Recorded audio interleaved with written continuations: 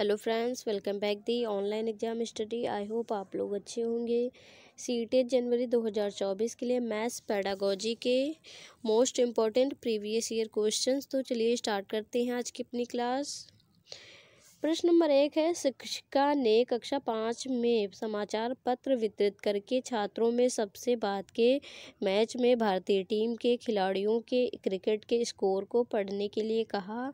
इसके पश्चात उसने छात्रों से इन स्कोरों का दंड ग्राफ खींचने के लिए कहा। वह शिक्षिका प्रयास कर रही थी। इसके ऑप्शन ए छात्रों की वास्तविक जीवन और गणितीय संकल्पनाओं के बीच संबंध जानने में सहायता करने की। ऑप्शन बी है परियोजना उपगमन द्वारा छात्रों को शिक्षा देने की। ऑप्शन सी है कक्षा को आनंदमय एवं अव्यक्तशील बनाने की। ऑप्शन डी है छात्रों की तार्किक क्षमता में वृद्धि करने की। इसका जो राइट आंसर होगा ऑप्शन ए होगा। प्रश्न नंबर 2 है, निम्नलिखित कक्षा 3 की पाठ्य पुस्तक में एक समस्या है। निम्नलिखित समस्या को हल करने के लिए कौन सी गणितीय संक्रिया का प्रयोग किया जाएगा। एक दूध वाला 10 दिन में 1410 लीटर दूध बेचता है। वह एक दिन में कितने लीटर दूध बेचता है। उपरोक्त सवाल में ब्लूम के संज्ञानात्मक क्षेत्र की किस दक्षता की ओर संकेत करता है। इसके ऑप्शन ए संश्लेषण, बी ज्ञान, सी बोधन, डी विश्लेषण। इसका जो राइट आंसर होगा ऑप्शन डी होगा विश्लेषण।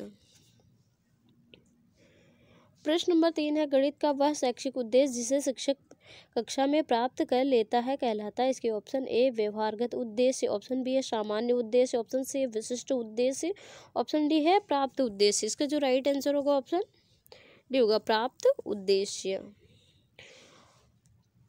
प्रश्न नंबर 4 है, कक्षा 3 का बच्चा 482 को 482 पढ़ता है लेकिन 40,082 लिखता है। यह शिक्षक के लिए किस ओर संकेत करता है। इसके ऑप्शन ए बच्चा संख्या की अभिव्यक्ति के विस्तारित रूप और लघु रूप से भ्रमित है। ऑप्शन बी है शिक्षक को स्थानीय मान विषय तभी पढ़ना चाहिए जब बच्चे संख्याओं को भली प्रकार लिखना सीख जाएं।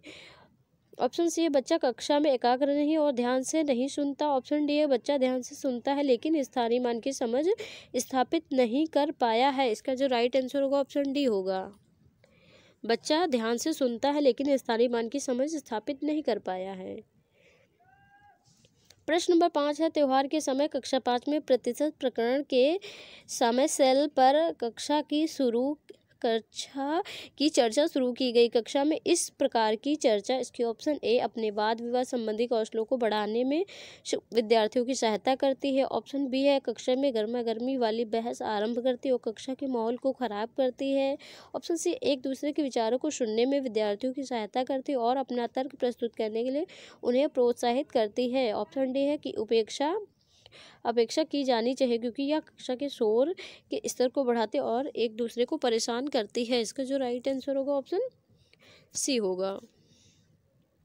प्रश्न नंबर 6, आंकड़ों के विश्लेषण संबंधी विद्यार्थियों की समझ का आकलन के लिए सर्वाधिक उचित उपचारात्मक कार्य है। यहाँ उपचारात्मक होगा।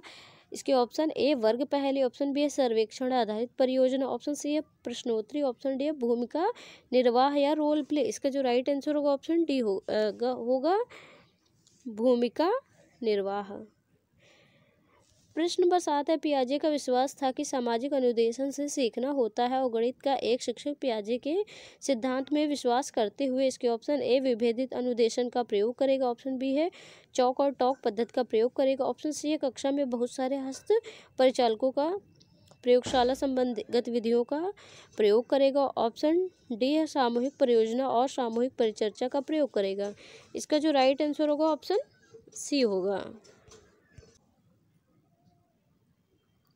प्रश्न नंबर 8 है, उमा सम और विषम संख्याओं की संकल्पना को समझ नहीं पा रही है। उसकी संकल्पना को सुधारने के लिए शिक्षिका ने भिन्न रंग वाले 20 कंकड़ लिए और उससे उनके जोड़े बनाने के लिए कहा। साथ ही 1 से 20 तक संख्याओं को छंटनी के लिए कहा। जिन कंकड़ों के जोड़े बन पाए और जिनके जोड़े नहीं बन पाए। उमा इसके ऑप्शन ए श्रव्य शिक्षार्थी, ऑप्शन बी को व्यक्तिगत ध्यान की आवश्यकता है, ऑप्शन सी है चाक्षुक शिक्षार्थी, ऑप्शन डी है कायिक गतिक शिक्षार्थी है। इसका जो राइट आंसर होगा ऑप्शन बी होगा को व्यक्तिगत ध्यान की आवश्यकता है।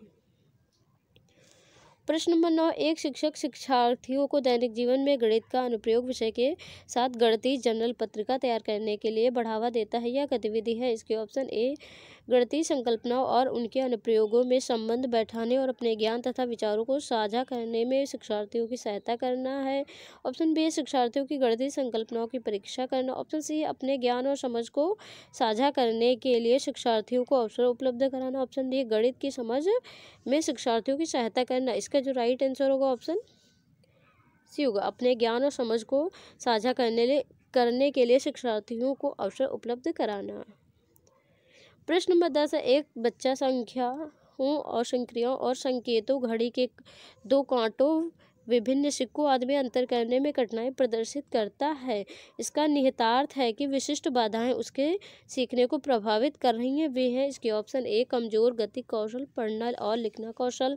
ऑप्शन बी कमजोर शाब्दिक चाक्षुष श्रव्य और कार्यकारी स्मृति। ऑप्शन सी है कमजोर चाक्षुष प्रक्रमण योग्यता जैसे चाक्षुष विभेदीकरण, स्थानिक संगठन और चाक्षुष संवयन। ऑप्शन डी कमजोर भाषा यह प्रक्रमण योग्यता जैसे अभिव्यक्ति, शब्द भंडार, श्रव्य प्रक्रमण। इसका जो राइट आंसर होगा ऑप्शन सी होगा। प्रश्न नंबर 11, राष्ट्रीय पाठ्यचर्या की रूपरेखा 2005 अधिगमकर्ता और रचनावादी उपागम पर बल देती है क्योंकि यह पर केंद्रित है। इसके ऑप्शन ए शिक्षक द्वारा प्रभावी व्याख्यान और अनुदेशन। ऑप्शन बी है परिभाषा और सूत्रों को याद करने। ऑप्शन सी है नियमित गृह कार्य जमा कराने। ऑप्शन डी है गतिविधियों में शामिल करते हुए शिक्षार्थियों की सक्रिय भागीदारिता। इसका जो राइट आंसर होगा ऑप्शन डी होगा। प्रश्न नंबर 12, गणित शिक्षण की मुख्य विधि हैं। इसके ऑप्शन ए व्याख्यान विधि, बी प्रदर्शन विधि, सी आगमन निगमन विधि। ऑप्शन डी है उपरोक्त सभी। इसका जो राइट आंसर होगा ऑप्शन डी होगा, उपरोक्त सभी। प्रश्न नंबर 13, अधिगम संबंधी गलतियों और कमियों को दूर करने के लिए क्या आवश्यक है। इसके ऑप्शन ए उपलब्धि परीक्षण। ऑप्शन बी है निदानात्मक परीक्षण। ऑप्शन सी उपचारात्मक परीक्षण। ऑप्शन डी है सूक्ष्म शिक्षण। इसका जो राइट आंसर होगा ऑप्शन बी होगा, निदानात्मक परीक्षण। प्रश्न नंबर 14 है, निम्नलिखित कथनों में से किसमें संख्या 3 का प्रयोग क्रम सूचक भाव में हुआ है। इसके ऑप्शन ए प्रत्येक समूह में 3 सदस्य हैं। ऑप्शन बी इस डिब्बे में 3 पेंसिलों के कई समूह हैं। ऑप्शन सी है मैं इस इमारत की तीसरी मंजिल पर रहता हूँ। ऑप्शन डी है इस घर में 3 कमरे हैं। इसका जो राइट आंसर होगा ऑप्शन डी होगा, इस घर में 3 कमरे हैं। प्रश्न नंबर 15, शुद्ध कथन को पहचानिए। इसके ऑप्शन ए परिमाप और क्षेत्रफल का मात्रक समान होता है।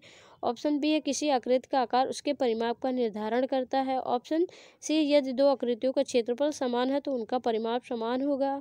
ऑप्शन डी है यदि 2 आकृतियों का परिमाप समान है तो उनका क्षेत्रफल समान होगा। इसका जो राइट आंसर होगा ऑप्शन बी होगा, किसी आकृति का आकार उसके परिमाप का निर्धारण करता है। आई होप आपको हमारी क्लास अच्छी लगी होगी। अगर हमारी क्लास आपको अच्छी लगी तो वीडियो को लाइक करें, कमेंट करें और हमारे वीडियो को अपने फ्रेंड्स के साथ शेयर करें। अगर आप हमारे चैनल पर नए हो तो चैनल को जरूर सब्सक्राइब करें। आप हमारे टेलीग्राम ग्रुप से भी जुड़ सकते हैं जिसका लिंक मैंने डिस्क्रिप्शन में दे रखा है। मिलते हैं नेक्स्ट वीडियो में, तब तक के लिए जय हिंद।